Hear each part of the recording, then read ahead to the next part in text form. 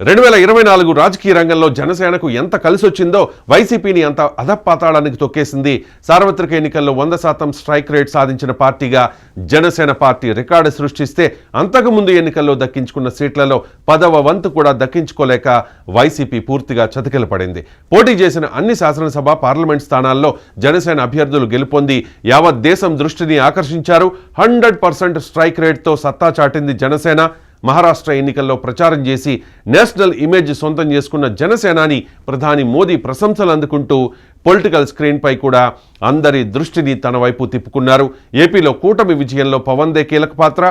TDP బీజేపీలను కలపడానికి పవన్ పడిన ఇబ్బందులు అవమానాలు అన్నీ ఇన్ని కావు.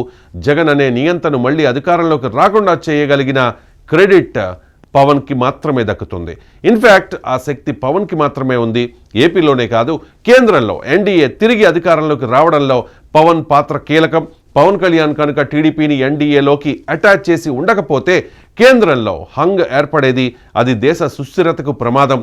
సరిహద్దుల్లో భారత్ను అస్థిరపరచాలని గోతికాడ నక్కల్లా ఎదురు చూస్తోన్న చైనా, పాకిస్తాన్లకు అవకాశం లేకుండా చేసిన క్రెడిట్ కూడా పవన్కే దక్కుతుంది.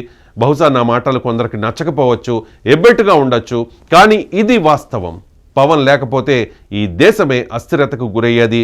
వ్యూహం నాకు వదిలేయండి, నన్ను నమ్మి నాతో నడవండి అని పవన్ కళ్యాణ్ ఎన్నికలకు ముందు చెబితే ఏదో సినిమా డైలాగ్ అని అందరూ అనుకున్నారు. కానీ అది సినిమా డైలాగ్ కాదు, దేశ గతిని మార్చే స్ట్రాటజీ అని అప్పట్లో తెలుసుకోలేకపోయారు.